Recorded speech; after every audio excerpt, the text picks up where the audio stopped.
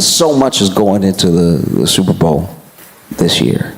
Not only is it Chiefs versus Eagles, there's so much more at play, you know? Like, everybody talks about Taylor Swift and Travis Kelce because they're this idea of like the couple we imagine in our minds, but they're adults. It's like high school, but grown up. You know what I mean? Because she symbolically is like this cheerleader in our minds, this like head cheerleader, and he is not his position, but is symbolically the quarterback in our minds. And so them getting together makes such perfect rom-com sense that there are actually people who think that all of the NFL is fixed just to keep the Chiefs winning, just to keep them going.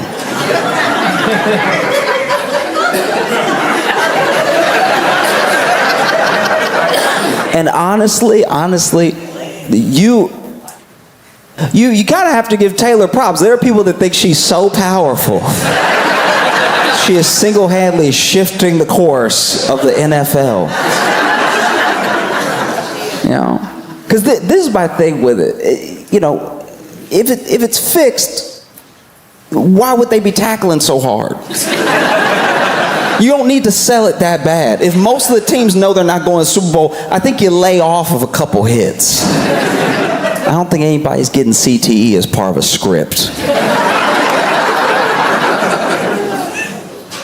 I look at Taylor Swift, I look at what they did to Taylor Swift, especially that part of the season when her and Travis Kelce were just starting to date and they cut to her for no reason. And then people got mad that they were cutting to her. They'd be like, why do you keep cutting to Taylor? But Taylor can't control the camera. Taylor was just trying to eat. And then they cut to her, and then she's doing her best to probably not look annoyed, but also she's genuinely having a good time. She's there with her friends. Yeah, touchdown, yeah, right. But then people are like, why do you keep cutting to her? I don't know. This has never happened before. Cameraman's excited too. They might not even mean to cut to her every time. They're just probably like, man, this is a good play, but I wonder what Taylor's up to.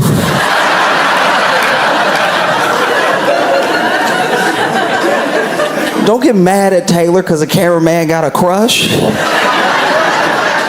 And so then Taylor Swift, Travis Kelce together. Now Travis Kelce is an interesting dude to me. He really is. Because Travis Kelce, up until this point, I think, I don't know him that well and follow him that closely, but I think he had like mostly, if not only, dated black women before Taylor, you know? And so he has like a fade.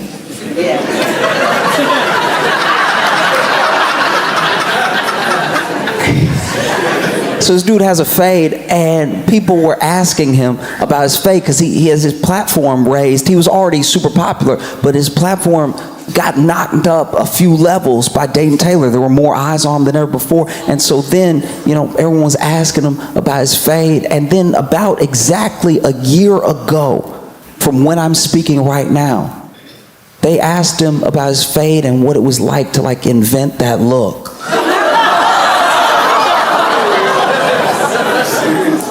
And to his credit, Travis Kelce said, it's the first day of Black History Month.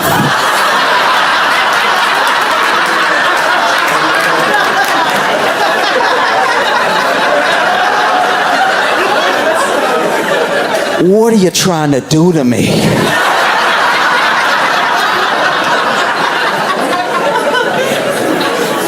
Which, what an answer. You know what I mean? Like, this is the thing I really didn't think about until that moment, is that if you're like a white dude, right? And something ignorant or even bigoted happens around you. Somebody asks an ignorant question, or somebody just says something, right? The expectation, if you're a good guy, is to say something immediately, just really stand up and be like, hey, that's not cool, that's not okay, don't do that, right? You know, just really, you can't even give it a second. You have to be like, hey, stop right there, okay? Hey, Listen here, pal, cut it out. Hey, look, buddy, don't go any further, all right? Gosh darn it, that's racist. Don't you dare, not in my house, not. Nah, get a load of this guy. No way, not today, brother, right? That's the expectation, that you're gonna like notice it, you're gonna catch it, and you're gonna jump on it immediately. And if you don't do that, then you must have been with that thing. That's the assumption, right? But then you're also, and I really didn't give some of my white friends enough credit in this position. If you take too much of a stand, that's also suspicious. You know what I mean?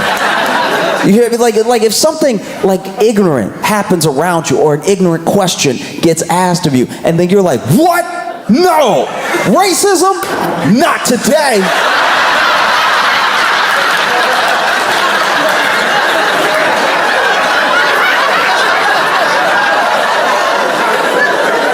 Nah, buddy, I'm putting my foot down. Like, because then people are like, oh, what? Are you hiding something? Why are you so amped up like this? You know? And so to his credit, he's like, guys, look, it's the first day of Black History Month. What are you trying to do to me? All right? I didn't invent that look, okay? I got a barber. He knows how to do the taper. Trim it down in the back, 2 or the 4. But if you want to fade, I know a guy. I know a dude, he's good. You know, he does mine. Travis Kelce's sitting there like, what kind of questions are you asking me? How do y'all not know any black people? You cover the NFL.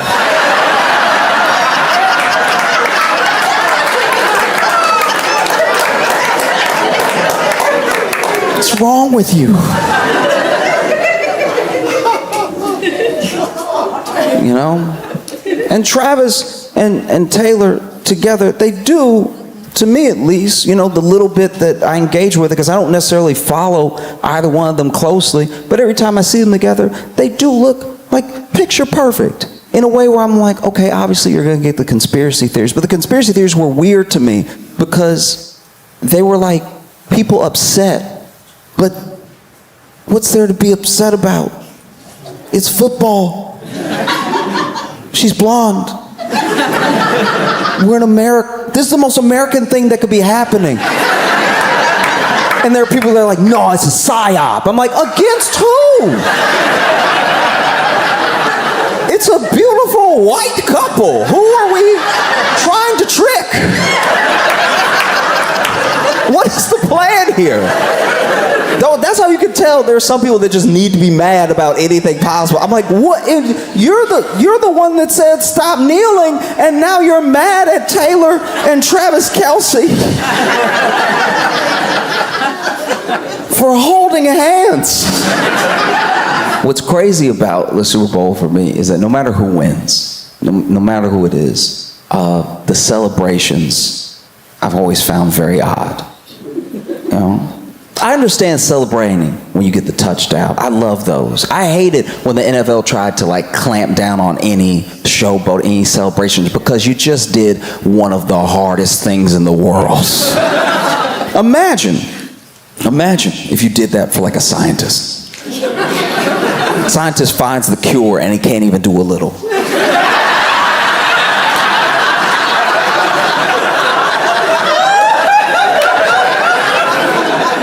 And you're like, Josh, why are you comparing scientists finding cures to players getting a touchdown? I'm telling you right now, they're almost as hard as each other. Because I have some pretty sizable individuals in my family, you know. And I have a cousin, he's 2'11", all muscle. If I wanted to get around him, I'd need something sharp. So trust me when I tell you, if I get around this man and then outrun him and then get a touchdown, I'm hitting it hard. I'm hitting it in his face because it may never happen again. I love like a good touchdown celebration. They spike that ball, and then you see what moves they have, because these are big men. These are very big men, so they're not always the most agile. Like, they're good at running, but usually in a straight line. A lot of the times when these players fall, it's falls where, look, I'm not a professional athlete, but I don't tip that easy. Every once in a while, you'll see an NFL player run it, and then somebody just sort of moves their shoulder, like, uh-oh, uh-oh, uh-oh.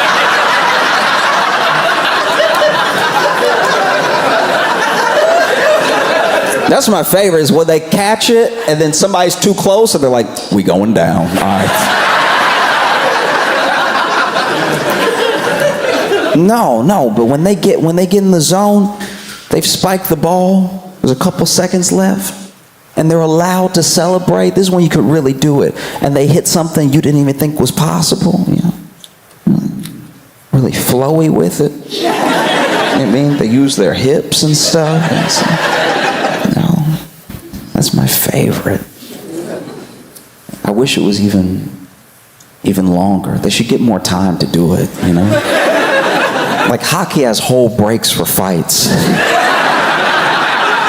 You could let a guy run in and get on his hands and knees, and then the other guy's like, yeah!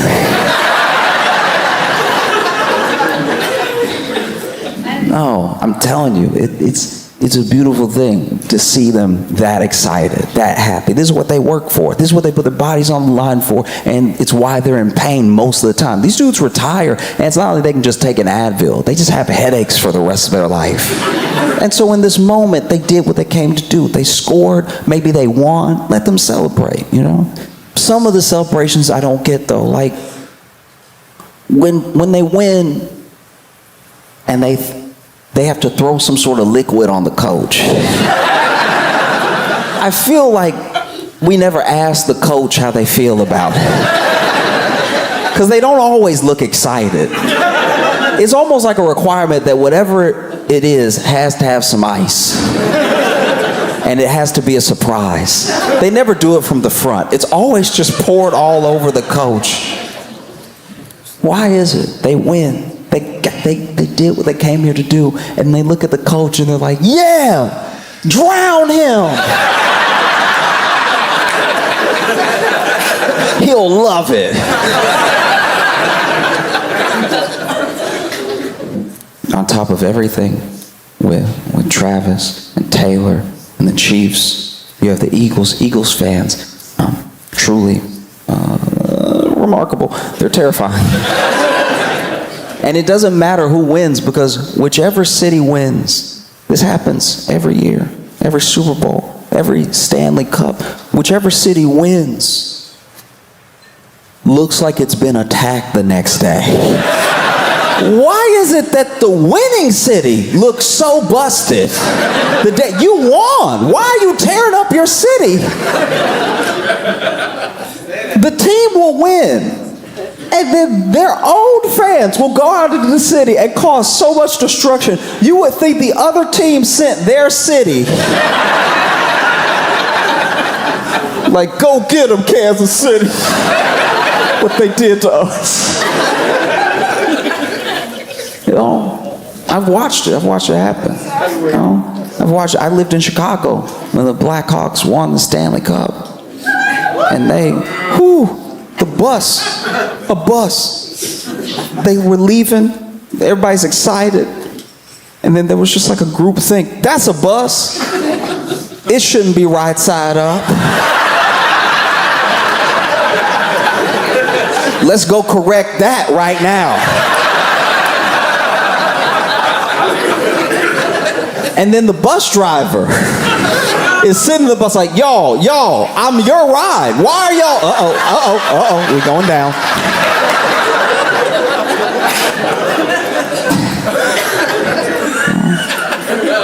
And on top of it all,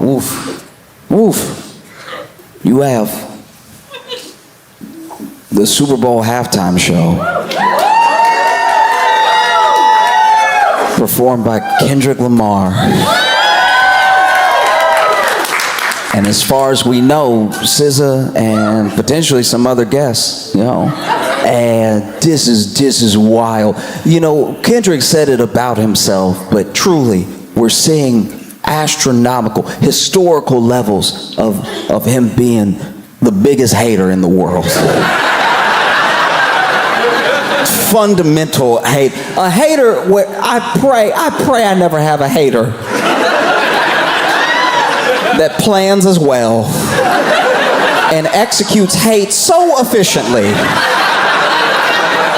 as Kendrick Lamar. This man hates the level of hate. Okay, so if you are not aware, in the beef between Drake and Kendrick Lamar, the first song that you could say maybe even kicked off the whole thing, some people say it was like that, but some people say it was First Person Shooter. And in First Person Shooter, Drake says, big as the what? Big as the what? Big as the Super Bowl. And I guess Kendrick said, challenge accepted.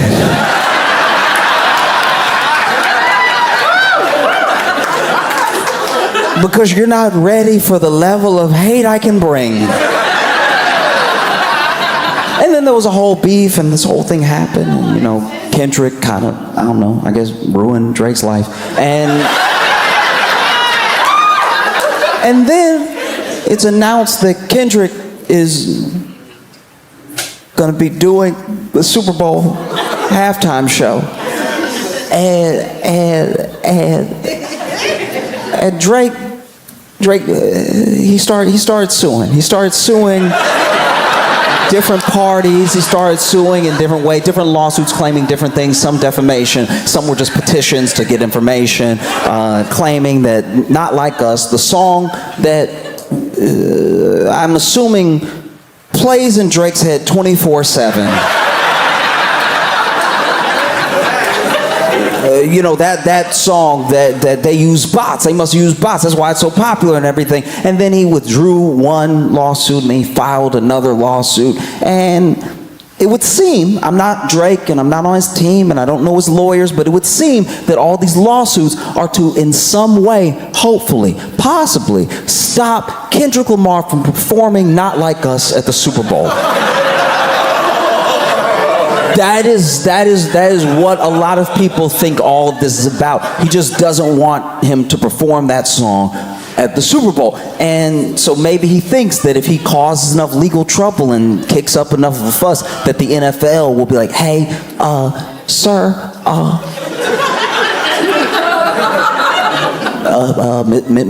Mr. Lamar, Mr. Morale. I heard it, great album.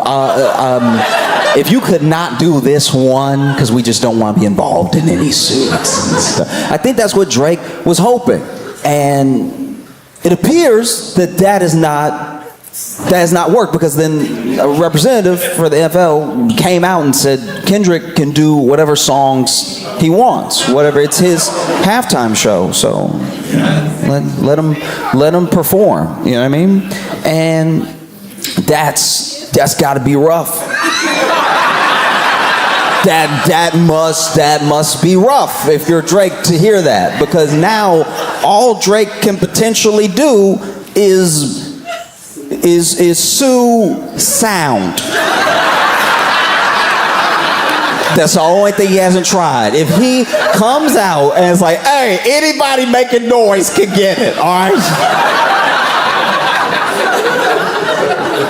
It's the only thing I can think of.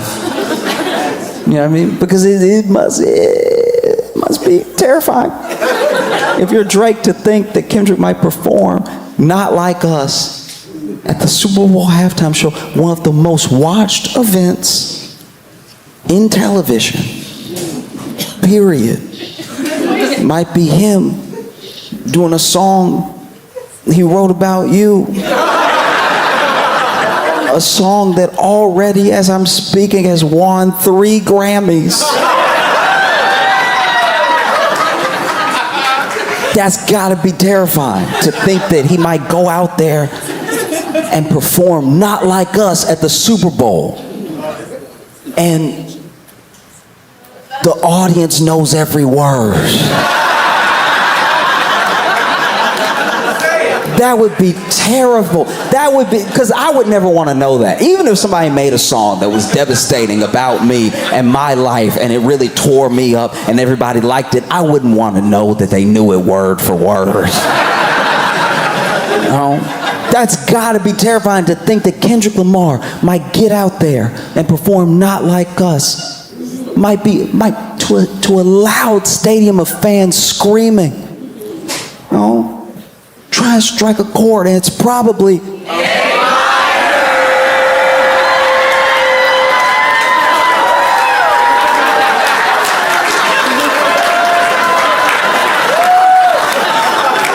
I think even scarier than Kendrick performing Not Like Us is the audience performing Not Like Us. Because honestly, anticipation is enough. That's how real entertainment works, Whether he performs it 17 times or he doesn't perform it at all, it's already met the moment in that way, Everyone kicking up a stink about it is what actually caused it to get so much attention, just to see if he'll do it, I mean, I hope he does it. I kind of hope it's the only thing he does.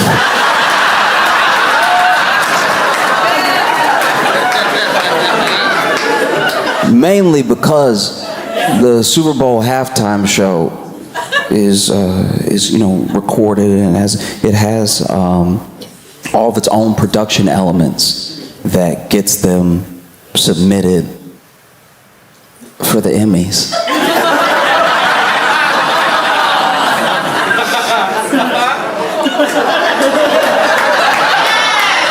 And so there's a chance that this Grammy-winning song might become an Emmy-winning performance.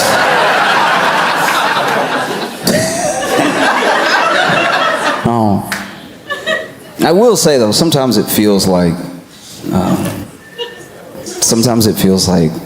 with sports, it's the only time you see so much investment. You see so much come out, like just thrill, agony, all these emotions around a dude's team, around that game, around players and stuff. And I think it's because sports is one of the few places, maybe even one of the last places, that a man can express all the aspects of human emotion. He can cry over his team losing. He can be elated. He can be giddy like a little kid or something. And it's one of the last socially acceptable places. It's very easy. It's very easy to say no, just cry. It's okay for men to cry, but you're not ready. I love when people say no, come on. Just break through decades and generations of trauma to just do what feels like what you want to be doing. No, the only thing stopping you is your mind. As if it's that simple, Sports is one of the last few places that these bonds can be created and that you can fully express yourself. It even creeps up in little different ways. Things that you are innocuous enough, but they run cover for other things, right? Let's go. Every one of us here knows a man who has a water bottle. Maybe it's half full, maybe it's a quarter full, but he throws it up in the air. And it flips, and it flips. And it flips, and then if it lands right side up on a flat surface, he will lose his mind. He throws the ball up, it flips, lands right side up. Let's go!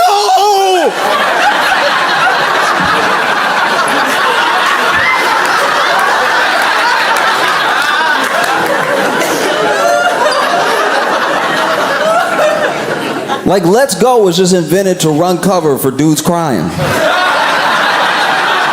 It is. Go! It's the same mouth movement. It's the same shapes. And if you scream, let's go hard enough, you squint. And when you squint, people can't tell you're crying. Because we've all known a man All of us here have known a man where his team, whatever the reason it is that he loves that team, it doesn't matter. His team is down. All right? Loved this team since he was a little kid. Memories going to the stadium and everything. His team is down. It's a very important game. Playoff game. Maybe the game that decides whether or not his team goes to the Super Bowl. This team that he loves, who maybe has never got this far in a long, long time. And they're down with 3 seconds left. They have possession, and they throw a Hail Mary pass. All right? Wide receiver is running for his life as hard as he can. He jumps up in the air, and then by his fingertips, he manages to get control of the ball in the air. He clenches it tight. He lands. Touchdown. Touchdown. The team was behind, and now they're ahead. They've won. There were 3 seconds left. The game is over. And then your friend, who's not on the team,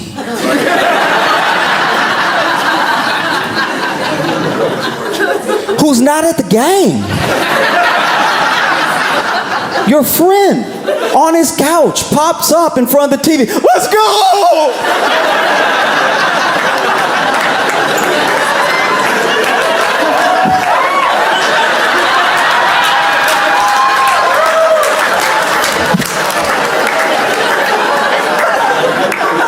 Like truly, as men, I don't even think we would need let's go if we just felt more comfortable saying, I really needed that.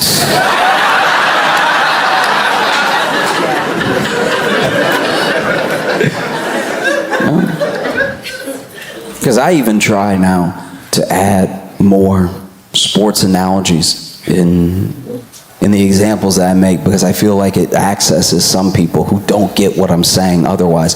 There are people that are truly, we give them a bad rap and everybody makes fun of them and everything, but there are people who are genuinely very, very intelligent. You can tell they're intelligent because they find a game that they love and all the game theory around it and all of the possible combinations of what a play could be go through their head. They can screen a play perfectly, almost like it has the lines that we see on the screen, right? But for them, it's playing out perfectly. They know what's happening next. They know someone's made a mistake as soon as the play starts because they understand the game that much. They just don't ever know why their wife is mad.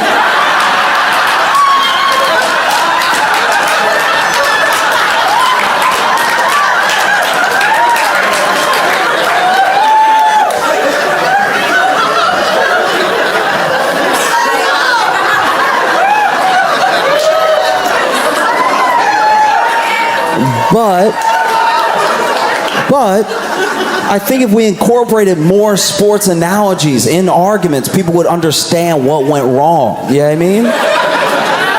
Like maybe you're mad at your boyfriend or your husband because he forgot something. He forgot something that was really important, And maybe it was like your sister's birthday and you had so much going on that you asked him to go pick something up and then meet you at the party. And instead of going to pick it up, he just met you at the party. And now the place is closed. And so it looks like you didn't get your sister anything. And so you're upset with him because you asked him for this one thing. And instead of doing it, he just kind of blew it off, or he wasn't paying attention, or he genuinely just forgot and then showed up and he doesn't understand why you're upset. But if you say to him, look, it was fourth quarter.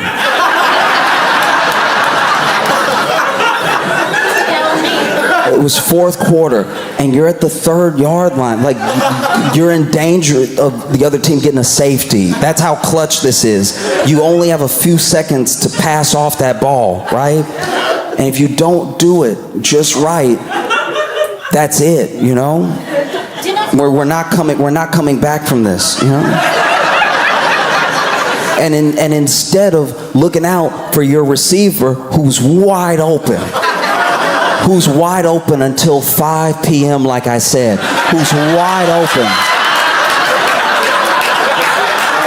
Instead of passing off to your receiver in that moment, you're looking at your tight end, you're looking at your other receiver, you're looking at defensive linemen for some reason, your head is just in the clouds, and out of nowhere you allow yourself to get sacked, right? I'm telling you, that husband, that boyfriend, these are good people. He would be like, oh, damn.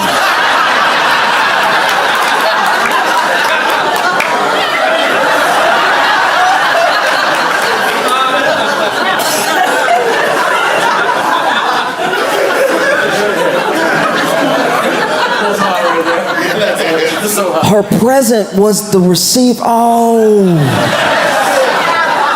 Got you. My bad, baby, my bad. Even in instances that people are like insanely divided on, like to the point of threats, to the point of the threat of violence, even in political arguments, if you use some sort of football analogy, sometimes that cuts through, you know? Like if Trump is the quarterback.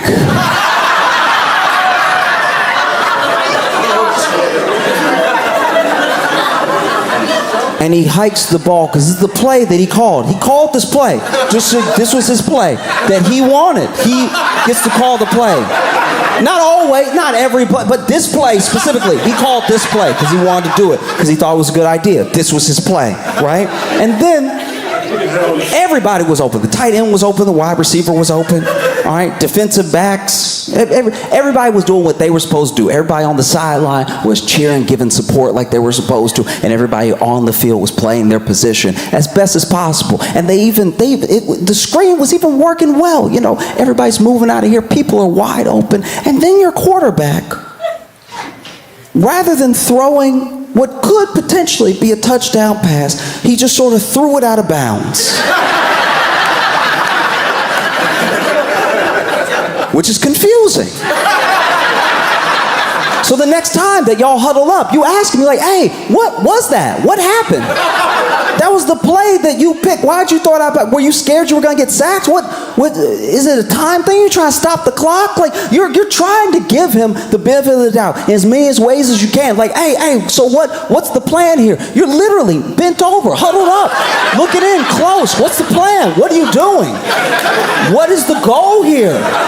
Because I thought I was playing my position perfectly, and then you do the. So what's next? What happened? Tell me what happened. And then your quarterback is like, I think the ball was black. I don't know.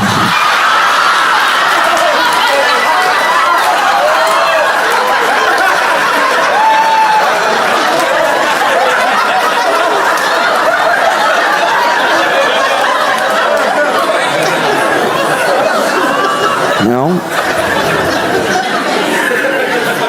I'm just saying, right? I'm just saying that when I tune in to the Super Bowl on Sunday, I plan to watch a good game, hopefully a game that makes sense, hopefully a game that is epic enough that it can yield more analogies for my daily life. And if Kendrick Lamar performs Not Like Us,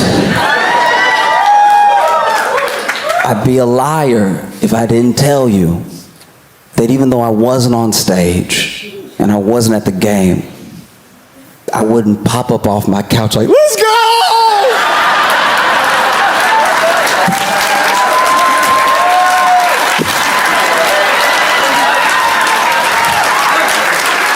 Cincinnati, y'all been phenomenal. Thank you so much. Welcome to the Josh Johnson Show. I'm Josh Johnson, joined by my co-host, fellow stand-up comedian Logan Nielsen. Logan, how you doing, buddy? I am doing well, man. How are you? I'm doing great. I think you'd even say that I'm thankful. Ugh, gross. Wow. Yes. Yes. How does it feel? How does it feel when have turned? Oh yes. Oh. You have become what you hated? No. What you feeling thankful about? What are you? Yeah, because I guess this will come out on Thanksgiving Day. Yeah. I mean, this is a thing. I guess I'm thankful, especially because we talked in Minneapolis when we were doing Acme Comedy Club, and we talked about how every once in a while I not just feel the need, but it's important to like reconnect with people, whether that's over Facebook or calls or just like reminiscing stuff and everything. And exes, you're like a weird ex. I think maybe this is just me, but I never really feel. I I'm self-conscious about a lot of things, but I never really feel that self-conscious about trying to reconnect with someone who I haven't talked to in a long time if we at least left it on friendly terms. Like, there are people that you knew in college or something that, you know, y'all were friendly, but obviously after college you went your separate ways and maybe you haven't talked since. And it's like, to me, it's actually sometimes people make it a thing where they don't want to hit people up if enough time has passed at all. And I'm like, well, it's not like you were enemies. You know what I mean? Right. Yeah. Like I get what you mean. Like, I think that for me, I don't know if I've ever had that. I realize that some people aren't pick up where you left off type friends, but yeah, I've never had the thing of like, because I mean, I feel like there was even a period where like 6 months went by and you and I hadn't talked, but then when I hit you up, it was like nothing. You know what I mean? There was like, this would have been maybe... This would have been like your first or second year in New York. I think it was my second year, because the first year we were talking a lot. And we were doing those college gigs and stuff too. So we were getting to see each other on the road a lot. Yeah, I mean, well, I remember, that year would have been like, because that would have been after my dog had to have a bunch of surgery, so I was just like working a day job, and like I was barely doing comedy like the amount I wanted to, because I just needed to like pay off that debt. And then I think you'd maybe just left the Tonight Show, or was finishing up your run there. Maybe I just left or something. Yeah. I think you were already working there when we were doing those college gigs. But and now, fuck, a week to not talk to you would be just the best. I'm kidding. No, I literally, honestly... Say how you feel. Honestly, I know I just said that. I said that just to be a dick. But I genuinely had the thought this weekend, that because we got to just hang out in Minneapolis, and I thought, it is cool we do get to see each other as much as we do. Yeah. It actually just made me happy that I'm like, oh, man, because especially for starting in Chicago together, and then we do not live there anymore, either of us. Yeah. It would be real easy to not see each other. Yeah, for sure. Oh, big yawn at that statement. Cool. Makes me feel validated. Makes me feel loved. Yeah. Maybe take a week off of seeing me, and you'll feel the validation. Feel better about myself. I say all that to say that, it's like every once in a while I'll hit somebody up and we, have like chop it up for a little bit, and they'll remind me of something, or like talking to them will remind me of something happened with another person that they didn't even mention, and I just feel like it's such a treasure. Like this is gonna sound very corny, but I think that when you are using socials right, and like using things to actually stay in contact with people, it is one of the best things that I think we've ever done. Like, it's almost always the worst. It's like 9% the worst. Oh yeah. It's like literally ramping up and exacerbating mental illness. You know what I mean? Oh, for sure. But I think that if you really do use it as like a forever yearbook, and you hit people up, or just tell them that, like, the amount of people who have just reached out to be like, hey, I know we haven't talked in a while, but I'm really proud of you for, like, I remember you used to say you'd like to do comedy or something, and now you're doing it, or, like, stuff like that is actually like real soul fuel, like I think that it makes me really happy that you never know. I guess without sounding like self-deprecating or anything, but it's like you don't know who needs to hear certain things, and I almost always need to hear certain things, and so it's like always nice when someone is like needy. Yeah, and and so I said all this to say that I was chatting with a friend. And, I know that on the Thanksgiving episode, not only do we sometimes, at least, say what we're thankful for, but we also tell Thanksgiving related stories, Have we ever said we're thankful for? I feel like this is I thought I said I was thankful for you one year. That doesn't sound like you. Okay. Well, maybe it never happened. Maybe I just said it in my head, and then we didn't actually say it into the mic, because that's just as likely. No, I think we did. I'm kidding. Sorry, I'm being a little stinker. Okay, I'm feeling saucy.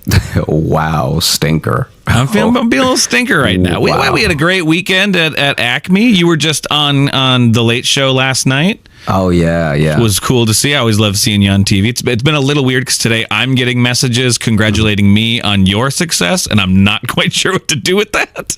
Yeah. But I'm very proud of you. Yeah. I will say sometimes sometimes I will not be doing a touring show. I'll just be doing a regular show in New York, like a spot. Right. Like a spot. Yeah. And people will be like, so is Logan coming? And I'm like, I don't think that they could pay him enough to come do these 10 minutes in Brooklyn. Yeah, it's that interesting thing of when you kind of intertwine careers with somebody. Yeah, it's like, wait, he's gonna be in Tacoma and Denver, but Brooklyn is not as glamorous of a spot. Well, I love doing it. I love going to Brooklyn and doing shows, but I need to string together several to make it feel worth it. Yeah, and they would have to be less paying. lucrative. We'll call it. Yes, yeah, yeah.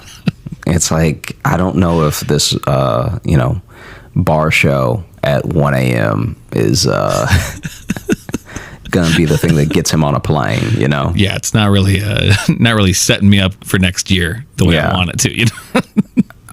And so basically, I was chatting with someone, and they were telling me that in their family they have an aunt that cannot really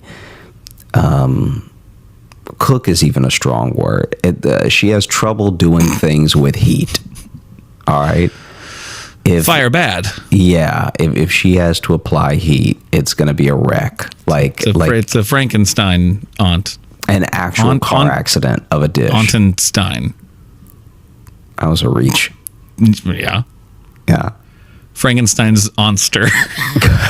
Oh. I like that one. I'm glad you do. And she, fire bad. Continue. One year for Thanksgiving, which I didn't even know. Tell me, because we have access to different communities, I'll say, and tell me if you've ever heard of this before. We have access to different communities. Yeah, what white people shit do you want to talk about? Go ahead. So for Thanksgiving, she brought a fruitcake. Okay. Is that normal? For Thanksgiving? Yeah. I thought fruitcake was a Christmas thing. It's more of a Christmas thing. Yeah, I've never seen fruitcake at Thanksgiving. I've never in my life. It doesn't even seem like it would go with anything. Yeah. Yeah, because you already got enough breaded and strangely sweetened things. Like a fruitcake is just, I don't know. But I frankly don't understand the purpose of a fruitcake at Christmas either. So yeah, okay. So why not? Why not? Fuck it. Why not? Just take it, take it anywhere. No one likes it. I will say, 4th of July. In my life, I've had one type. So I've had one good fruitcake. Okay. And it was homemade from a woman that my family knew. And it was amazing. And then ever since, and I remember eating another fruitcake thinking it would be like the other one. I didn't know I was tasting the best fruitcake I'd ever have. I thought I was just tasting fruitcake. I thought this is just what fruitcake was. And so then I went to eat someone else's fruitcake, and the level of disgust when I tell you that it was a war crime committed in the mouth. All right. Mm-hmm. It was so disgusting, and it was so the opposite. Even the texture wise, it was so the opposite of the fruitcake that my mom's friend had made. I used to get excited for the holiday to go over there to have this fruitcake. Oh, okay. It was that good. You dude. realized then later that you had been living a lie. Not only that I had been in this reality that no one else gets to exist in.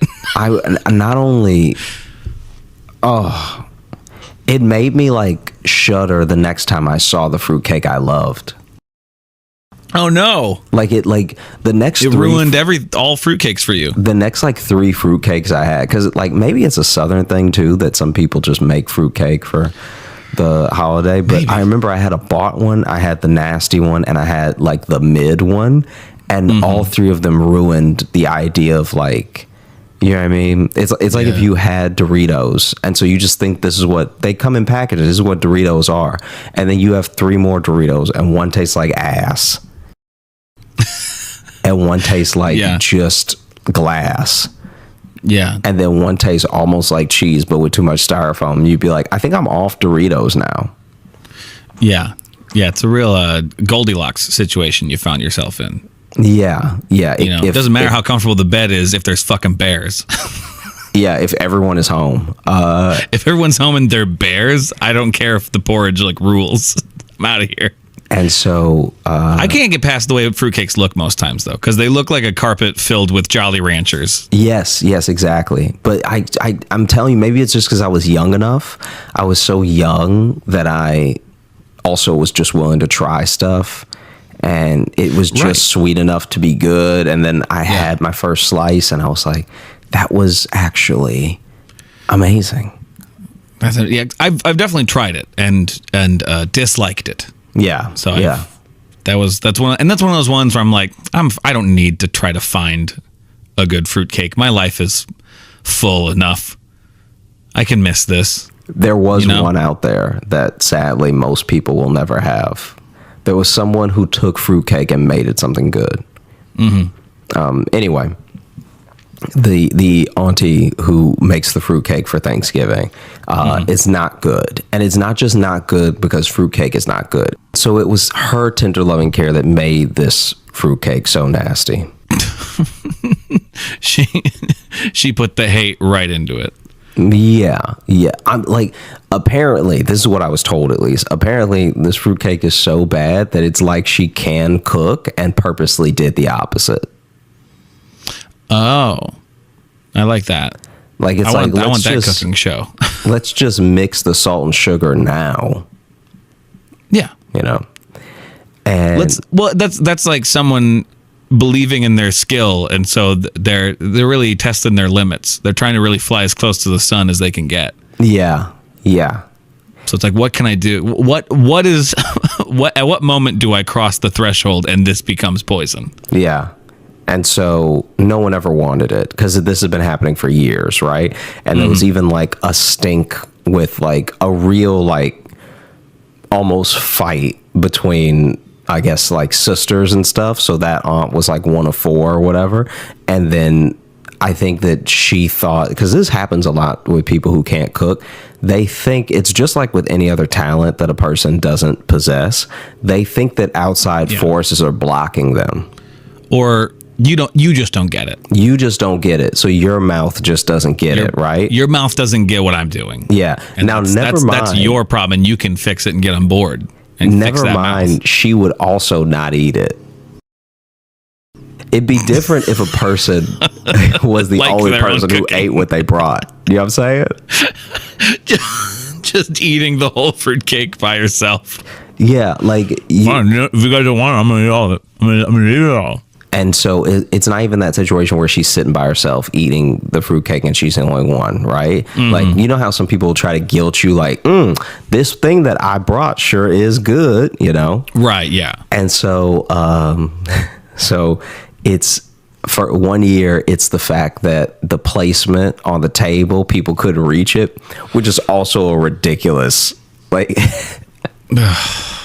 It's such a ridiculous excuse for people to not be eating your food. It's like that's everyone. Yeah. Everyone at the table is saying pass me.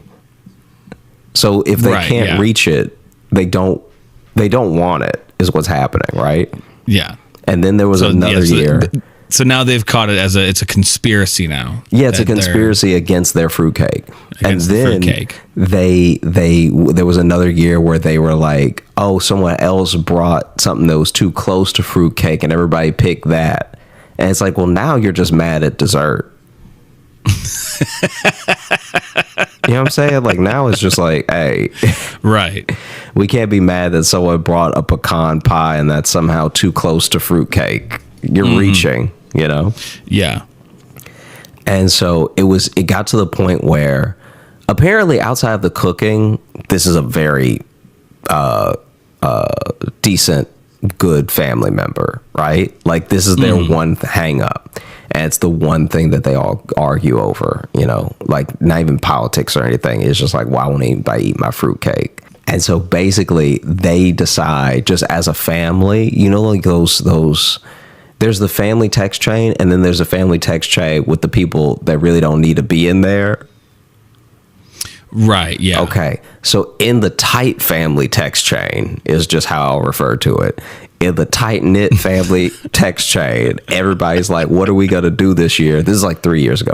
What are we going to do this year? Because we can't have another like argument over this fruitcake. I'm just not having it, you know? And it was like, and apparently a lot of family will come as well. So it's like embarrassing because the side of the family that's hosting then gets embarrassed because it looks like they're just crazy.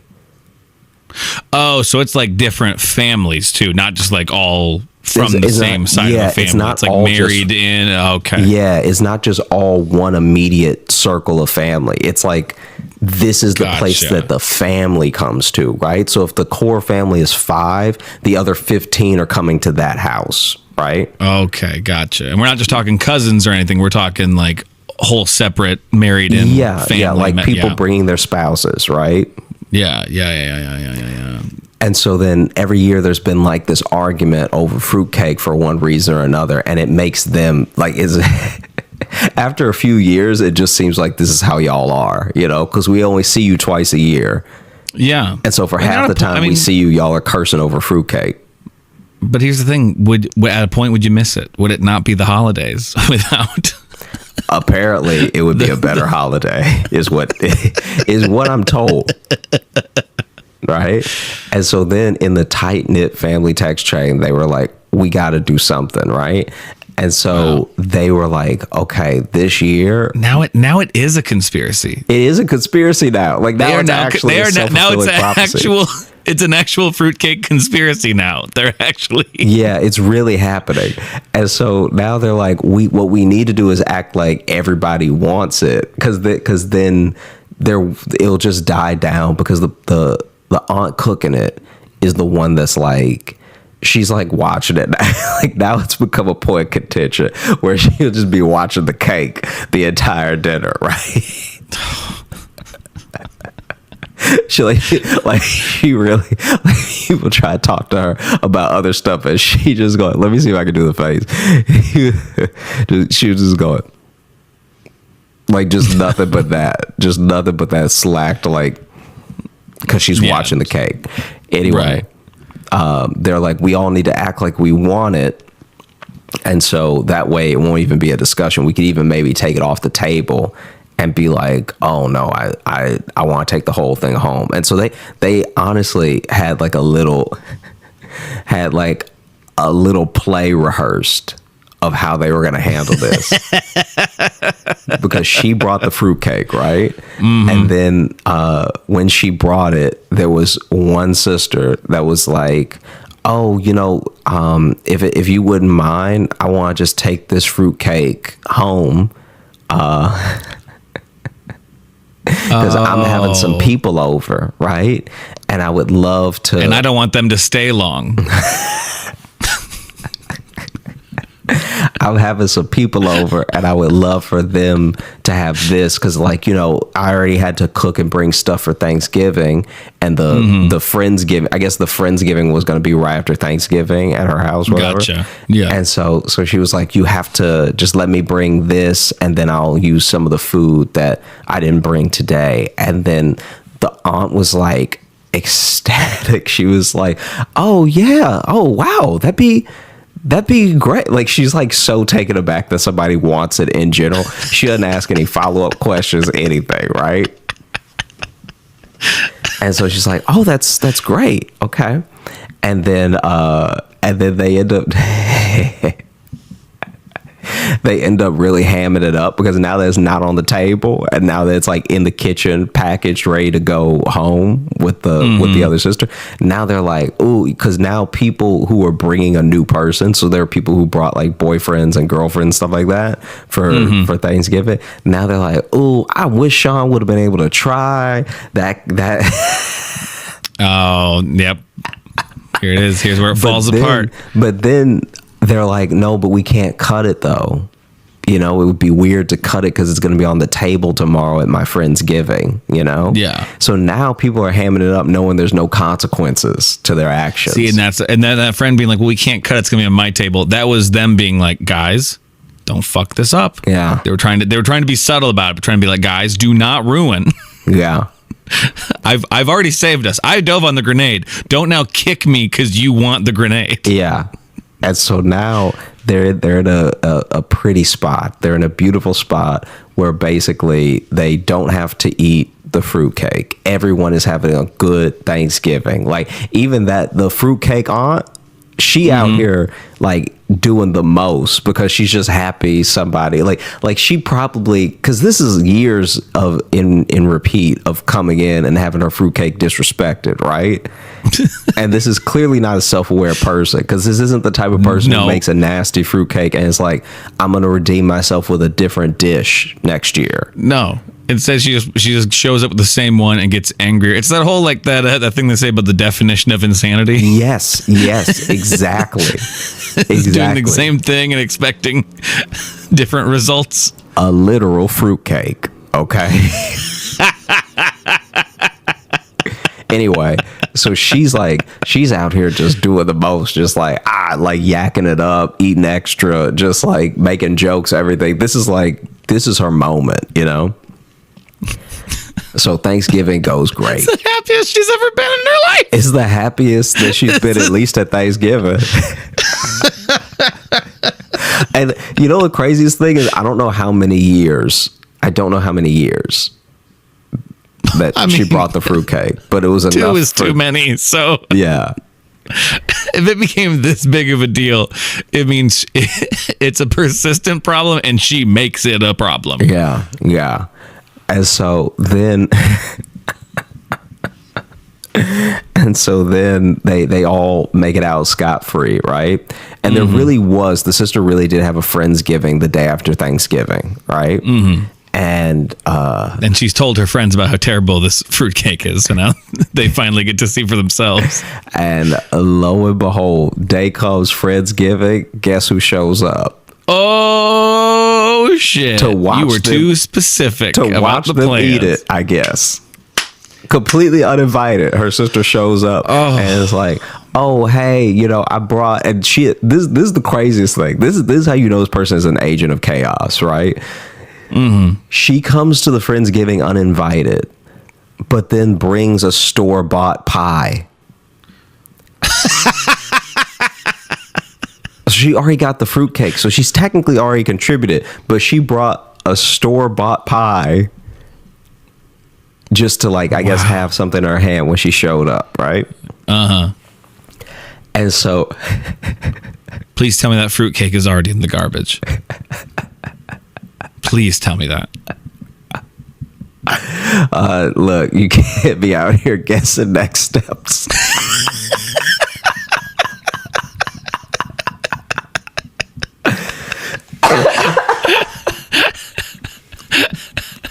Sorry, I didn't mean to jump ahead, but No. So this was so crazy. So they threw this thing out of the car driving home that night. No. They did ditch. bring it home, but it's in. They did bring it home, right? Okay. And they literally brought it home for safety, because they were like, if we throw it away here, there's always a chance she might outstay us, or like that she might come back and forget something and see we threw it away and then we'll never hear the end of it, you know? Yeah. She might do a sweep of a nearby field. We gotta. They even brought it home for safety. And then this woman shows up with a store buried it in their yard. And then was like, I was just, I was wondering if I could join you. It was so good to see family. And, I'd love to meet some more of your friends, blah, blah, blah, right? And it's also her sister. So it's like, it's almost weird now. She's like, you can't stay here. You know what I mean? Yeah. And so... before you continue, my arc with this woman has been, at first I weirdly kind of respected her because just the pettiness. The pure pettiness of just like, know what, I'm gonna keep making the same thing and they are going to like it, and I'm gonna make a deal out of it. It's not a great trait to have, but I kind of respected it. Now I do just kind of genuinely feel bad for her. It sounds like she doesn't have much going on. That she's not.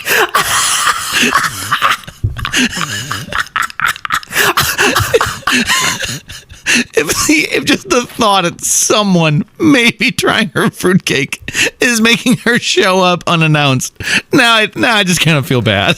You know what it is? It's the culinary version of when you love a YouTube video and then you get your friend to watch it and then you watch them watch it. Yeah. And then they don't like it, and then you start really trying to explain why it's funny to you. Yeah. And you realize that doesn't help. That will never fix it. They're not going to suddenly be like, oh, I do get it. Like, yeah, you try to put it together why cats are better, and you're just like, really, now you're just talking a lot. You're talking longer than the video was. Yeah. And so they have to, as covertly as possible, when I tell you dig the fruitcake out of the trash.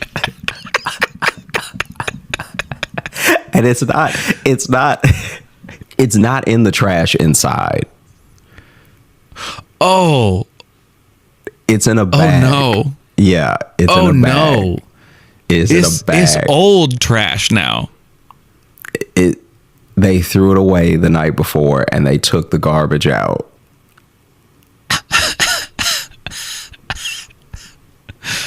Oh, I hope the cans are at the curb too, so they have to distract her so they can sneak out the front.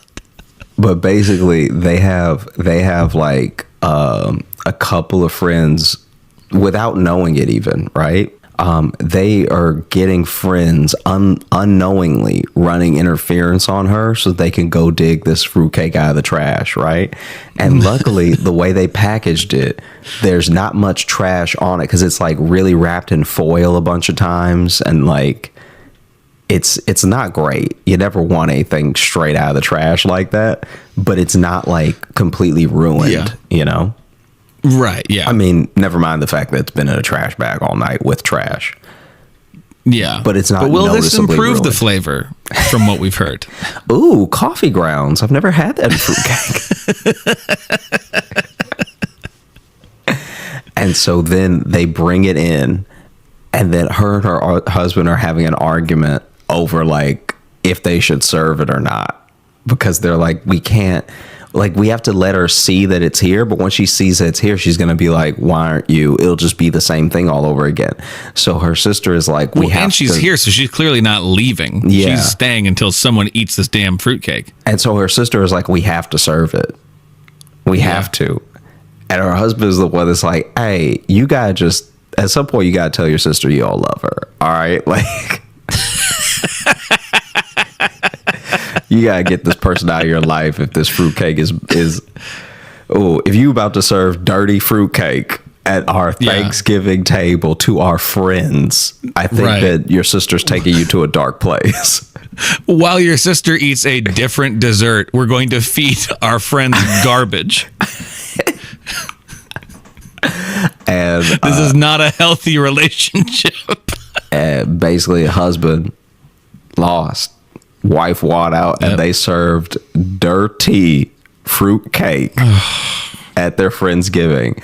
That was not, it wasn't redeemable. It, like, I don't know what she thought would happen by giving it to strangers. Like, maybe she thought strangers would be so polite that they wouldn't, like, they'd act like they liked it or something, and she'd be scot-free. Apparently, two people, like, what's the right adjective? Apparently, two people. This is from what I'm told. Two people like vehemently spit it out. Like,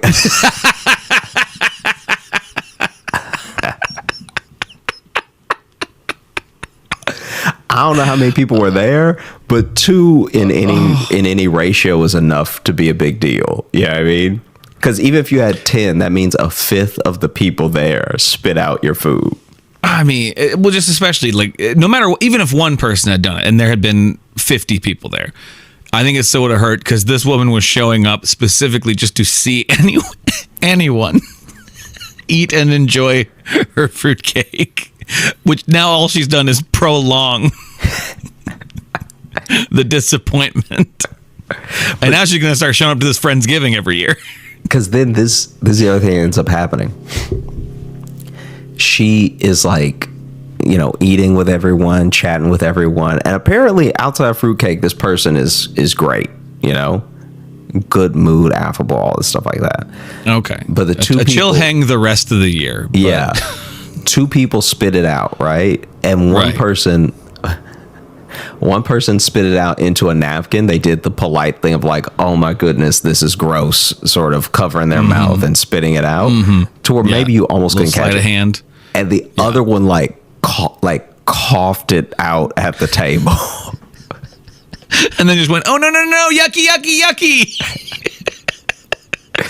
And so that's what it was like. Oh, this is up now, right? Yeah. All for nothing. The whole reason I tell the story is that lies get you nowhere. Okay? Honesty is always the best policy. It is the best policy. That's what we've learned here from the fruitcake conspiracy. Because if you try to shield yourself and others from the truth, you end up eating dirty fruitcake the day after Thanksgiving. Yeah. Yeah. So what we're trying to say is sometimes you just need to tell your siblings they're bad at something. And not even don't do it anymore. Just tell them that this one is bad. Just don't do it here. Yeah. Yeah. Listen, you have to stop making fruitcakes. I just don't want to see it anymore. Because the thing that is so mind-blowing to me about that whole situation is that y'all were already arguing every year. Mm-hmm. So then why not at some point just say your food is not good? Yeah. We don't like it, Rhonda. Nothing about this is tasty, okay? We don't want this. How have you not figured it out? We're all being so polite and trying to let you figure it out. You have made no one wants this. The flavorful version of a cake with knives in it, okay? And no one wants to cut their tongue today. It was almost the perfect plan, too. Yeah. They almost got away with it, but they didn't realize the true wild card that she is. Yeah, that she would show up to an uninvited dinner. Like, you don't even know there's a place at the table for you. No. Yeah. You don't know how many friends coming. You don't know if these are like work friends that she's trying to impress. Or you were just like, hey, I'm gonna roll up tomorrow and I'm gonna watch them eat it. Yeah. Yeah. Like a genuine intruder. Yeah. That's damn near breaking and entering what she did. It's rare that a burglar brings a pie and doesn't take anything but your taste. But frankly, it would hurt my feelings if a burglar showed up and made me eat bad food and ate better food in front of me. I'd be upset for a couple of reasons. It's like you have to ask yourself why you aren't eating it every year. Yes, that is truly the baffling part, that she seems to have never tasted it herself. I think this is what I think happens, right? This is how I've rationalized this person.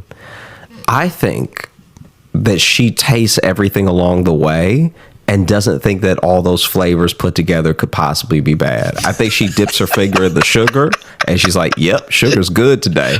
And I love sugar. And then she dips her finger in the bread mix and she's like, that's delicious too. And then it's not until she's done where she's like, well, I wouldn't want to be nasty and, eat some before I present it to everyone. And now no one else is eating it. And they're not eating. This is the craziest thing. They're not eating it from memory. Because there was the first year where people ate it and it was nasty. Right, yeah. And she either didn't eat it that that year. Yeah. Or she tried it and was like, I couldn't possibly do that again. I followed all the directions this time. Yeah. It's just an interesting psych profile. Yeah. This woman. It's just a very of what causes you to be like, they didn't like it. I better give them more. Yeah, like thank goodness she cooking, because if she wasn't cooking, she'd be killing. Oh yeah. No, it is good. It's good. She has a hobby. Yeah. I'm like, anytime making these fruitcakes is time away from sharpening knives. So, I think it's a good thing. yeah. This other one I've been saving actually for quite a while. I almost told it last year. Oh, okay. Yeah. But I didn't want to make it like, people want to be with their families today. You know, they want to just relax and chill. And I didn't want to make last year's episode so long that it was like, oh, this is going to be a feat. This feels like work, you know? Mm-hmm. Okay. Gotcha. Yeah. I like to think that on the Thanksgiving, what I encourage our listeners to do is to force the entire family to listen to it. You know? Yeah. So if anything, a long episode is more time. Let us be the fruitcake in your life. Yes. Let us be the thing you hold your family hostage with. Yeah. Basically, this is wild because this is like old. This is like in his family's like lore. Okay.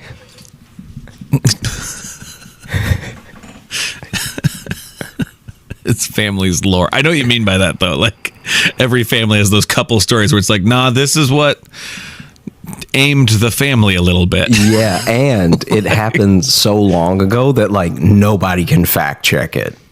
Like, oh, that's even better. Yeah, I mean, it grows with it grows as it's passed down. A true Thanksgiving myth. Yeah, like I'm sure I'm positive that this version is like probably juiced up from the version his mom told him. Oh, for sure. Yeah, I mean, yeah. Anyway, I honestly love hearing those stories when you hear them and they're a family story like that, where you can tell none of it's true, but it's still charming. Yeah. Where you're kind of like, oh, so many people have told this story that it truly does become like a fable. Well, it's no longer a human story. This is what's like crazy. All right, they know some of it is a fact. It's just the details around it that can't be known. You know what I mean? Like, okay. like he said when his mom told him she was doing voices and she was like, you don't know what those people sound like. Don't do that.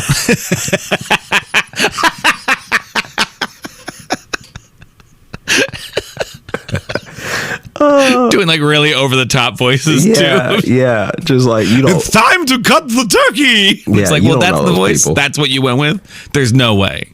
Yeah. Don't that would be the story if that's how he sounded. Yeah. And so basically okay. I'm trying to remember how many greats it is. So it is the story starts with a great grandma, okay? So, great. Yeah. So I'm just for the sake of the story, for the sake of brevity, I'm just gonna call her Triple G, okay? Triple G, I like this. Yeah. So is this the great grandmother of someone like our age? Yeah. Okay. So he was saying, yeah, because I mean, so that gets in like the 1800s then. Maybe he didn't give me a year. I mean, no, right? But I'm saying potentially a great. Like this could. So this is. This could be going back to the Civil War right now. Yeah. This is the furthest back one of our stories have gone. Great, right? And this is also when there were no supermarkets. There were just like you would like go to the butcher or you go to the general store or whatever, right? Right. Okay. So I don't remember what the cut of meat was, but it basically starts with Triple G going to prepare for Thanksgiving, right? And she's trying to get a specific cut of meat. And there's this lady in line in front of her that like, and not quite in front of her. Like apparently this is how the whole dispute starts. She's in line, and from her account, this lady is like cutting in line in front of her right as she's about to order, but that lady like is convinced that she was in line, and that woman's run up behind her to try to like jump the line. Okay. But they're both trying to order the same cut of meat.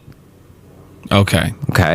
And so then they're arguing in the store, and the butcher is finally like, listen, I don't know who was here first, but I'll tell you what, I was just King Solomon this, and I'm gonna give each of y'all half. All right, nobody getting the full order because it's the last cut anyway. Okay.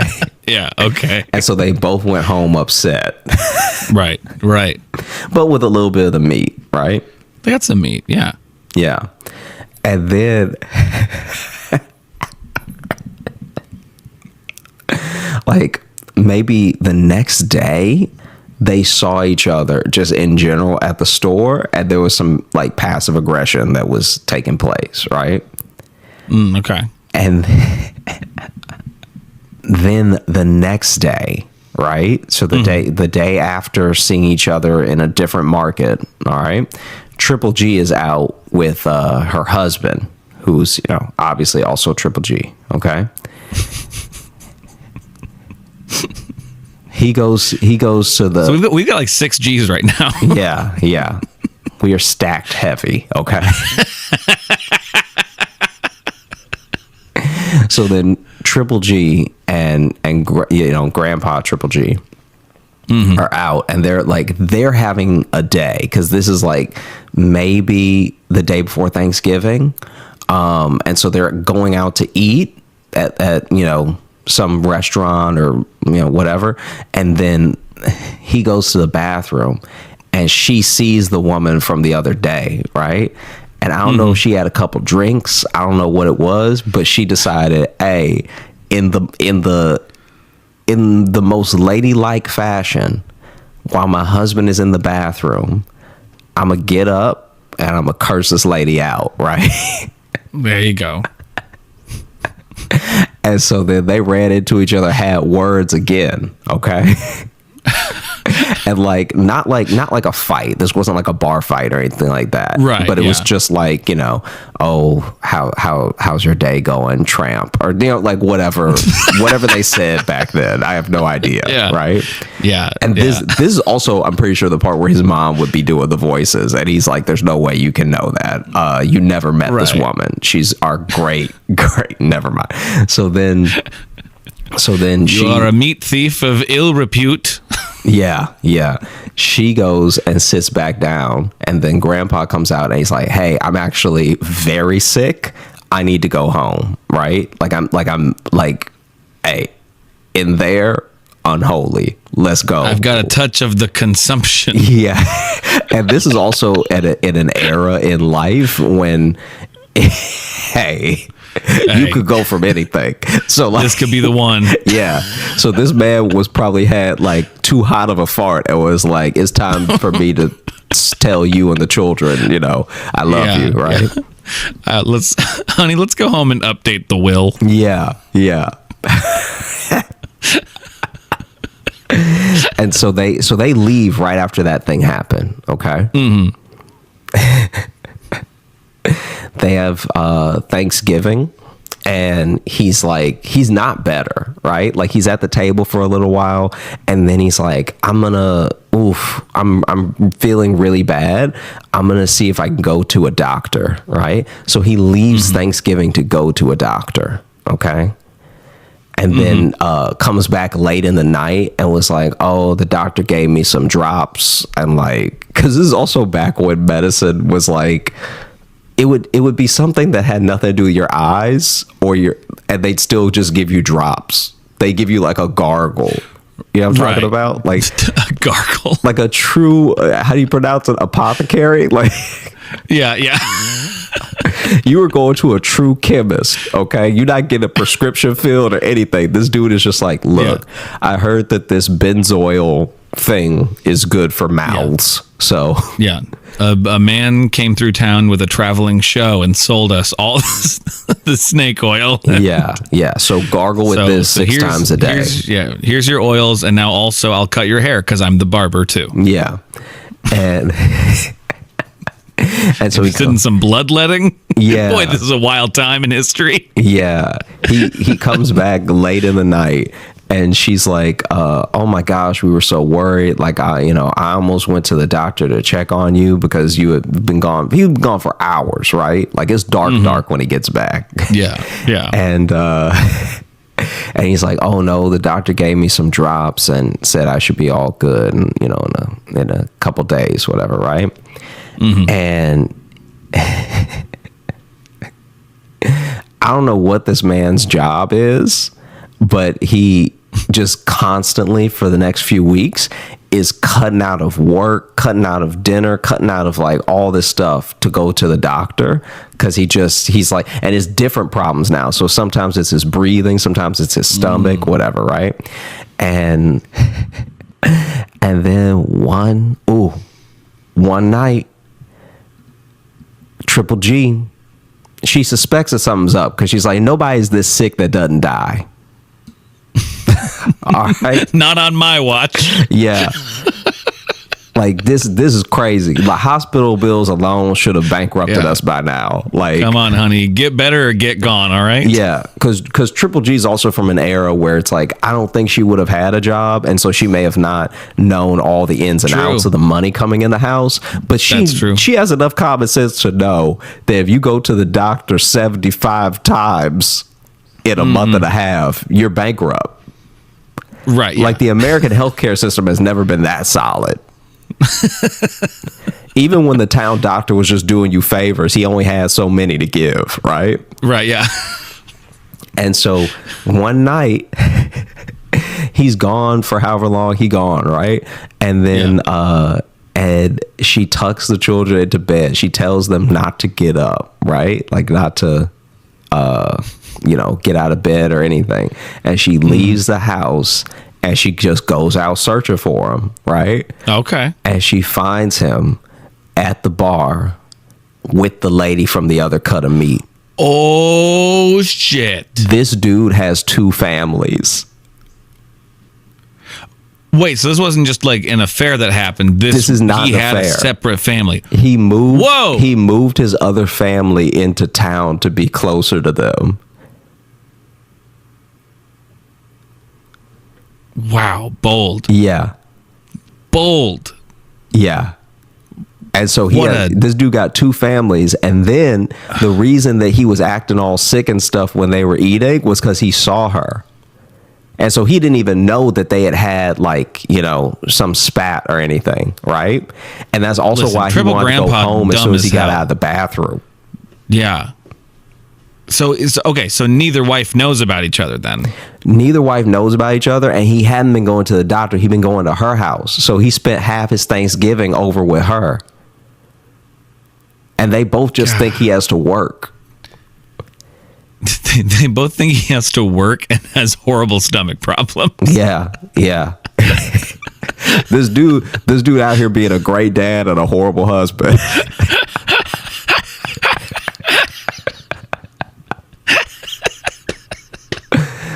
So this dude has 2 families. She sees them together and she waits for them to come out, and then she just freaks out on both of them, right? Like, just like losing it. And then the woman that she ran into that she got the problems with, right, is the other wife. But now she's like, wait, how do you know her? Because this is the person that I was telling you about, right? Like, she's the reason we didn't have good mutton or whatever for Thanksgiving. And she's like, no, you're the reason we didn't have good mutton or whatever for Thanksgiving. I don't know what the meat was they were arguing over, but let's go with mutton. Let's go like this. But yeah. So then that dude had 2 families, and yeah, they don't know, like, obviously no one knows like the full ins and outs of everything that transpired and stuff, but he said he knows the skeleton of the story is true because that's how he has his cousins, because his cousins are from that So they know there's two families from one guy. His cousins are they from the other family. That. So then for every one of him, there's another guy telling the story about like, yeah, our Triple G was in line and then this lady behind her tried to cut. Yeah.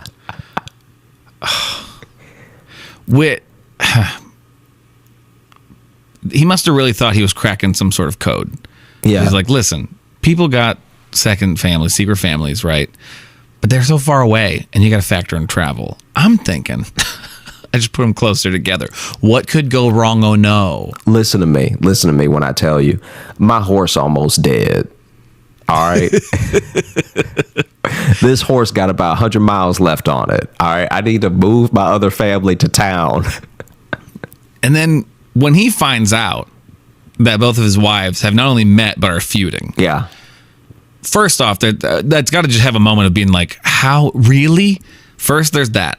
Yeah. Then eventually, you probably got to laugh at it a little bit to be like, of course they did this. Before you laugh at it, you definitely have to have a little bit of a disappointment that truly, sure. the threesome will never be possible. No, never, because they have met and hate each other. Yeah. But also, there also has to be a little moment of therapy, because now, basically, with one of his wives, he gets to just openly complain about the other wife. What's really happening here, though, is that he's like, oh, okay.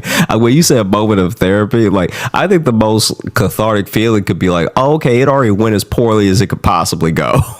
I think there's that, but then also think about if your wife is complaining about this other lady who sucks. She's like, yeah, that's the lady who cut in line. I hate her. And he can just be like, sounds like a real bitch. Yeah. And let me tell you something else about her. All right. Her cooking isn't all that great either.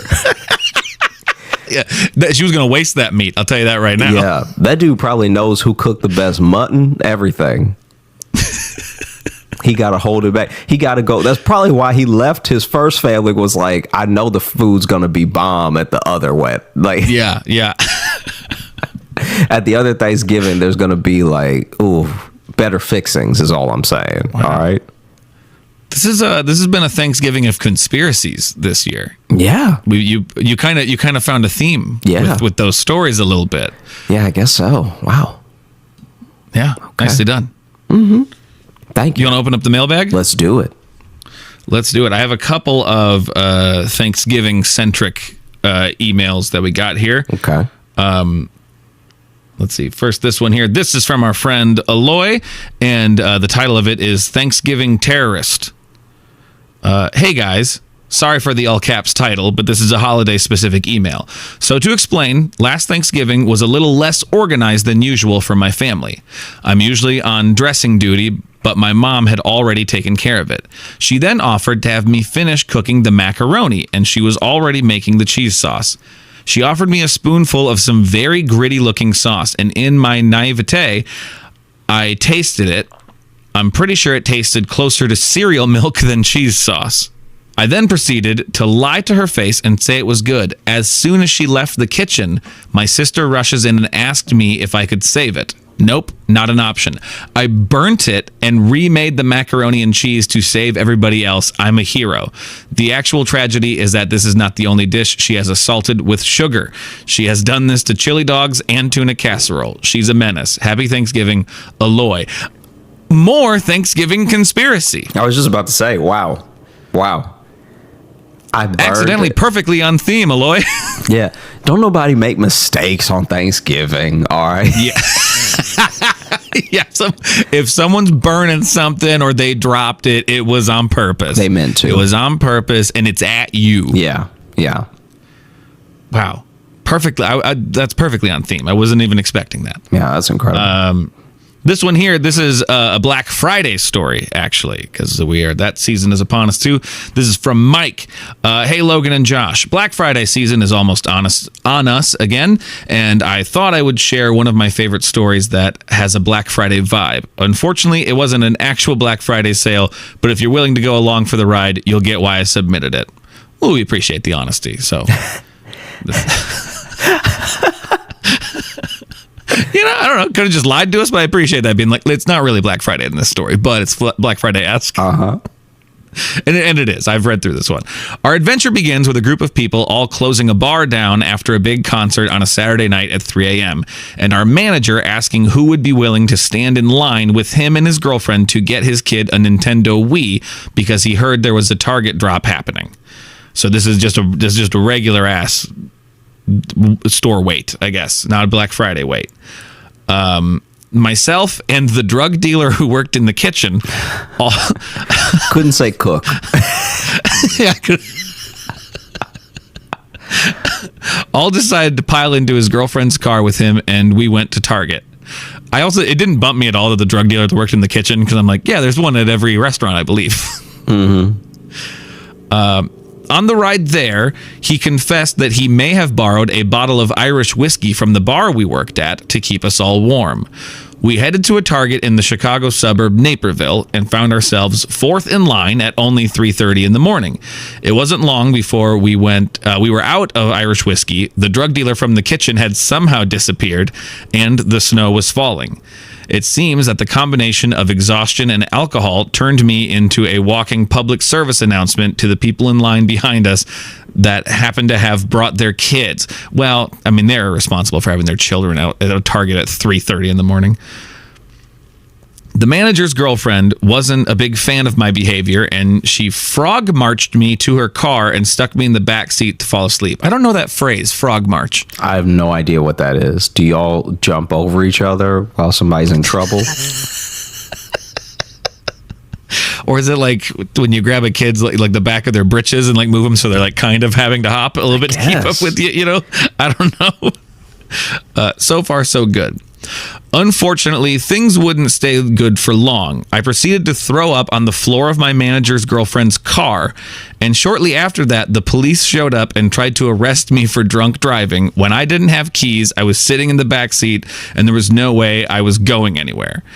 Our bar manager managed to calm them down by appealing to the fact that nobody wanted to miss the Bears game tomorrow because they were in the playoffs that year. Thankfully, I ended up only having to pay for having her car cleaned and did not go to jail. That's one of those tell me you're white without saying you're white. Yeah, this is very weird. This is like, how could you possibly, it's not your car and you don't have keys.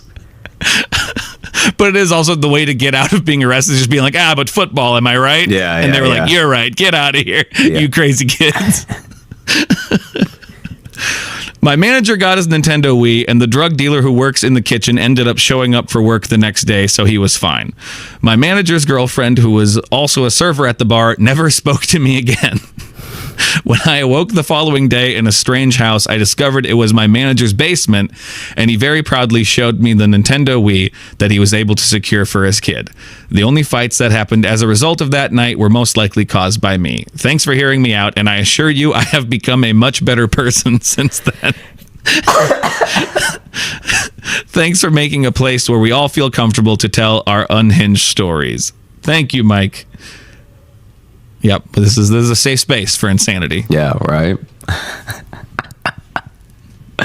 Oh, man. Well, thank you to everyone who wrote in, and thank you for listening to the Josh Johnson Show. We had a great time recording. I hope you had a great time listening. Real quick, I definitely want to say what I am thankful for this year. I'm thankful for another year to be able to do the things that I love. I'm thankful for every one of you who has come to a show, emailed, DM'd, any effort to reach out to us and tell us how you feel about us has been greatly appreciated. It means the world to us, especially as the show grows and as we do more for it. Every patron, every person who, takes the time to say a kind word or like has shown clips or episodes to someone, or anyone who's just laughed with us this year has been like a real friend, and we appreciate you so much. I also appreciate JID. I'm finally listening to a lot of his music, and I appreciate you, Logan. Wow, after JID, huh? Well, I was trying to save it was all of our friends and I was trying to save you for last. Did you really want it to be you and then JID? Yeah, I think so. Really? I think so. It was a very heartfelt thing you said about our listeners, and then hard shift to JID. Well, it's not that hard of a shift. The music means a lot to me, and then I was saving you for last, which I thought was the prime position. Gotcha. Yeah. Thank you. Yeah, I feel like no matter what order I would have gone in, you would have been unhappy with it. Because if I had said you first, quickly, and then JID, and then you, the listeners. See, but now why do you have to say quickly, though? Because it was quick. I said it. I didn't go on a long thing. So then if I was like, hey, I'm really thankful for you, Logan. I'm also thankful for JID. And to you, the listeners, I'm so thankful for all of you. I don't know. I think that would have entertained me. Oh, okay. All right. Well, I enjoyed it still, and I am thankful for you. You get so grumpy when I give you shit, but if I didn't have that, what would I be doing with my time, huh? No, but I won't fully repeat everything you said because I think you summed it up very nicely. But yes, very thankful for everyone who listens to the show, everyone who's come out to see us do shows this year because we've got to travel quite a bit. People, thankful to the people who join us for our virtual shows, which, not to transfer this into a plug, but we got one this Sunday coming up. So if you feel like coming and hanging with us, we always have a great time, and we are thankful for everyone who joins us and listens to the show, and who emails in. if you are looking to catch up with us on any of the socials, you can find me at Josh Johnson Comedy on TikTok, Instagram, and YouTube, where we're going to be posting clips of the show. And if you are looking for Logan, you can follow me on Instagram at Logan M. Nielsen. And if you want to get into the mailbag, that's Josh Johnson Show at gmail.com. Send us your stories, send us your thoughts, send us your questions. There's another thing you can send us. I didn't have a third one to say. You can also join our Patreon if you'd like. We have bonus podcasts and videos and other community stuff that we do there. Patreon.com/Josh Johnson Show. We got a bunch of different tiers for different levels and different monetary values. So you're going to get something. No matter what level you want to join, you're going to get something good. And thank you. Well, a happy holiday to everyone. Mm-hmm. I hope your stomachs and hearts are full. You know, not quite at the same time, because that's really not healthy. But well, in like a different way too. Like you want your heart full, like metaphorically, not actually full. Yeah, you don't want like full of blood, because then you're on the brink. Your heart has too much blood in it. Yeah, it is juicy. Or cholesterol. You just don't want a lot of stuff in there. Yeah. Your tum tum though? Hell yeah. Fill it up, baby. Full of stuffing. Just stuff it up. Yeah. Go get stuffed this Thanksgiving. Get it in. Get it in there. Don't be a quitter. Yeah, you finish that plate. Yeah, you got this. We're all watching. Yeah. Eat to your heart's content. But then also a little bit more, because we're watching. Until it hurts.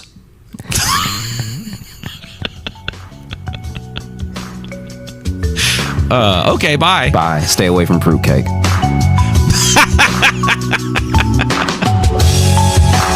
Hey, thanks so much for watching. Please like and subscribe. It really supports the channel. Hit the bell notification, because apparently it's the only way YouTube will tell you that something happened. And just tell a friend. That's the biggest thing you could do. Just tell one person in your life that you like, maybe you don't like, that this video happened to you.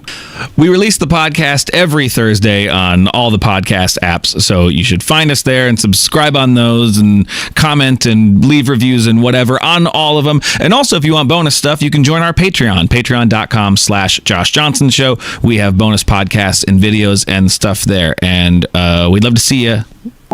Do you think it's weird that we put serial killers to death? No. No? Okay. It's just... No, just hear me out. I only ask because somebody got to kill all them, and it's usually the same person.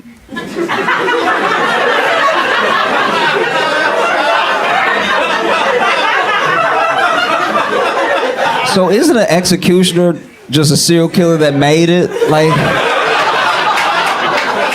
isn't he just like the industry plant of serial killers? Like,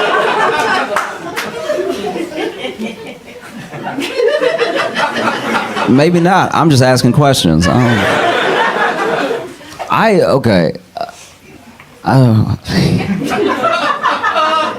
Y'all probably won't like this. Okay.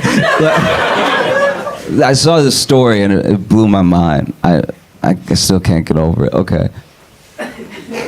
There was a guy in, I think it was Indianapolis in the 60s maybe, and he was essentially like, they didn't really have the words for it back then, but he was a serial killer, and he killed, and I think he killed and ate 8 women, right?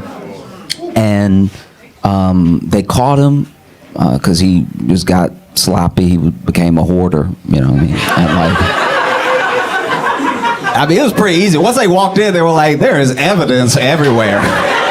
I am stepping in evidence right now. This is crazy. And so then they, gave him the perp walk, and newspaper took his picture and everything. And then they were interviewing. They did a bunch of follow-ups, and they were interviewing his friends and family and stuff like that. And then they interviewed one woman who he went on a date with between number 4 and number 5, and she was like, I thought we had a great time and went back to his place, and then he, was being all rude and everything, and then he ended up kicking me out. And I was like, wait. As I was reading it, I was like, is she mad she didn't get eaten? It's hard to get context through text sometimes, but she just sounds so indignant. I'm like, wait. She doesn't even sound like, oh, thank goodness. She's like, what's wrong with me? Like, why? Like, all right, I'm delicious, okay? I bit my lip the other day and it was fire, all right? You don't know what you missed. But yeah, she said that, went back to his place. They were chatting and everything, and then like, I don't know, he just, all of a sudden he was all rude and stuff, and then ended up being like, I think it's best if you just go home. You know what I mean? And there was a part of me that was like, look, maybe they were having a great date, great conversation, and then whatever was so special about this woman, he was like, I can't do it. I can't. She's too good of a person. Like, I got to get her away from me. Let me be rude. Let me just kick her out, something like that. Save her from me. But then the other part of me was like, no, I think this is the most annoying person that's ever lived. I think this dude is a serial killer, and he brought this woman home to kill her, maybe eat her, and then she just, at a certain point, the conversation is going so poorly, he's like, I can't even eat this bitch. Like, this.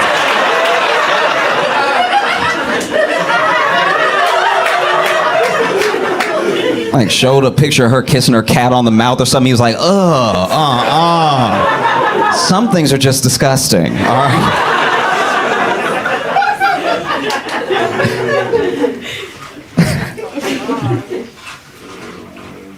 Sometimes I really worry badly that we're like, as people, that we're lost.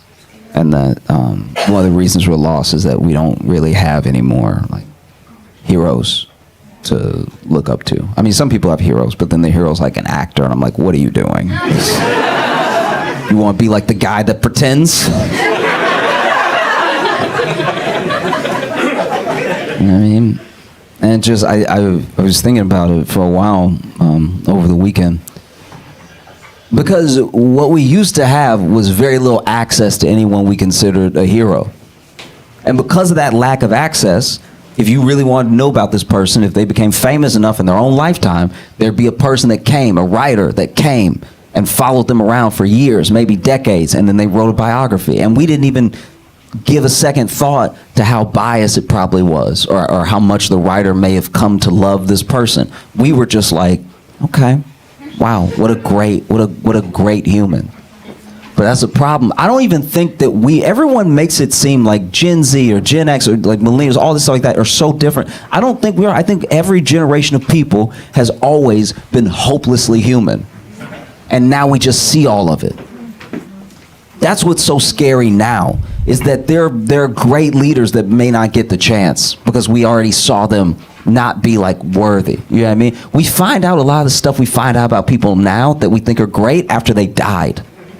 And now we see all the stuff, we see all the mistakes happen in real time, and it makes people harder to follow. Do you really think you would have followed MLK if he did the Tide Pod Challenge?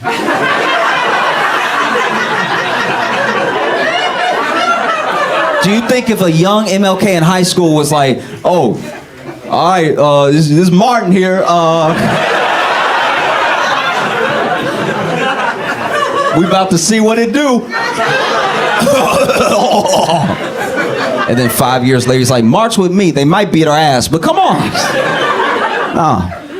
No. I'm scared that's what's happening right now. I think that there's a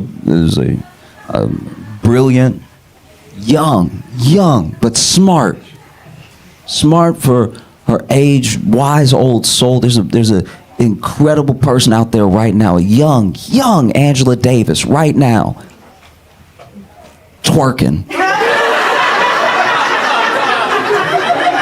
And like feet on the wall too, like nasty stuff.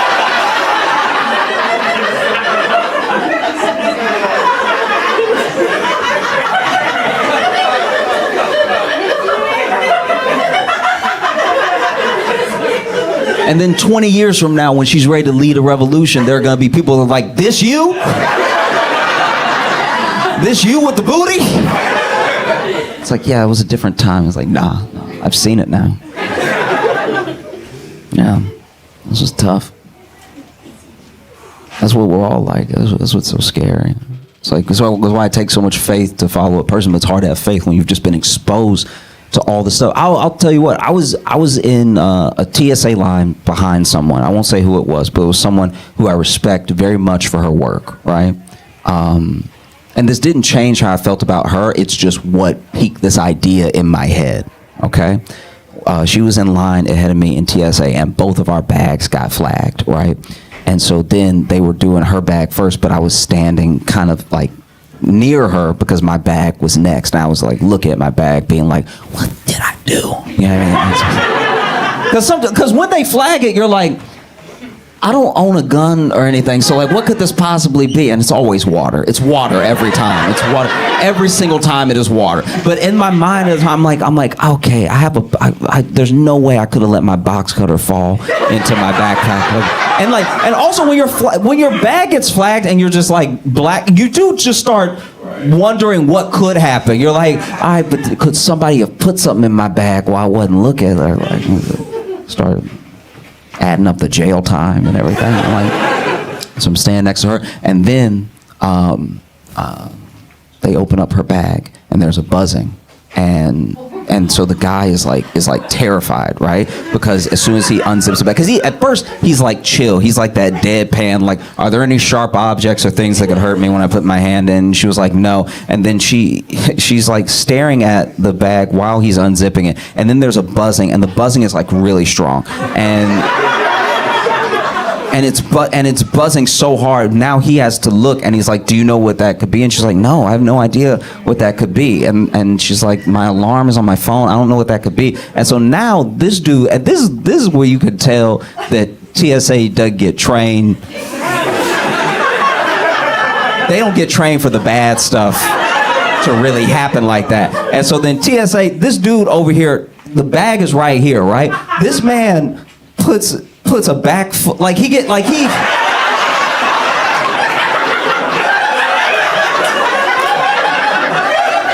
took a step back and bent his knees like he would run. And I'm like, but then what are we supposed to, because you're not telling us to back up. And you're not calling for backup. You just over here unzipped it through the flap. And then he starts taking some of her clothes out and everything, takes some of it. And like, when I tell you, like, look, I know it's gonna sound like I'm being hyperbolic, but I'm being like genuine. When he goes to lift like another clump of clothes, because you know, they're not careful when they do this. They're not like, oh, you folded everything so neatly. I'll just take 3 shirts at a time and move them out of the bag. They just grab and so he goes to grab, and when he ended up grabbing, what he grabbed was whatever was buzzing, and so then it was in his hand for a second, and then this man audibly screamed, right? So then he over here grabbing stuff out of her bag, and then he grabs it, and you can hear it gets louder when it's in his hand, and he pulls it, like, and he's like, oh!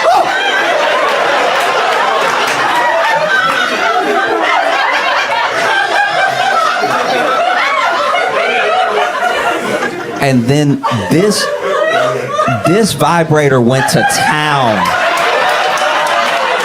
on that table. I've never said, because it wasn't, okay, I don't know how she used it. This seemed like, maybe I'm just vanilla, but I wouldn't be able to handle something like this because it was jumping on, so it wasn't just moving along the table. It wasn't just like,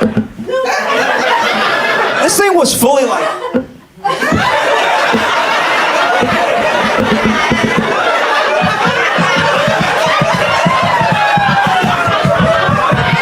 this motherfucker started breakdancing on the table. And then she was like, oh, that's my, he's like, I know.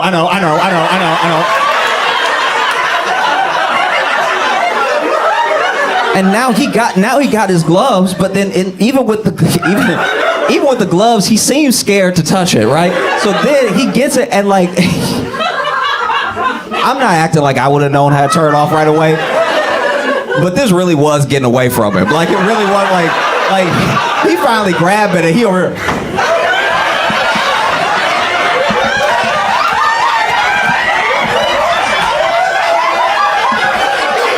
I've never seen someone try to do police brutality on her bike, because he tried to beat she tried to choke the life out of it. And then he finally accidentally turns it off. And he breathing all hard like,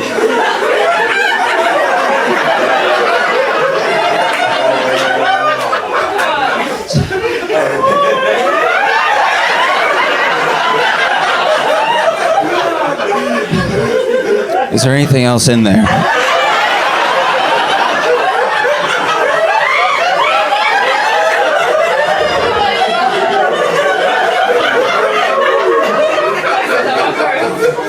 And she was like, no, that's the only one. And he's like, all right, you're good to go. Puts in, then and it did make me laugh at the moment. Like, so not only did he put it back in the suitcase, but then he really like put her clothes back like he was trying to kill it. Like he was.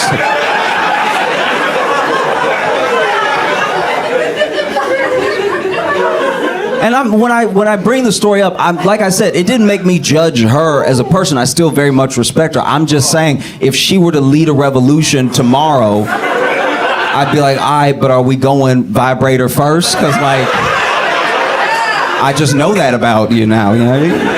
I hope that's gonna lead the charge. You all have been phenomenal. Thank you so much. I'm Josh Johnson. Have a good night.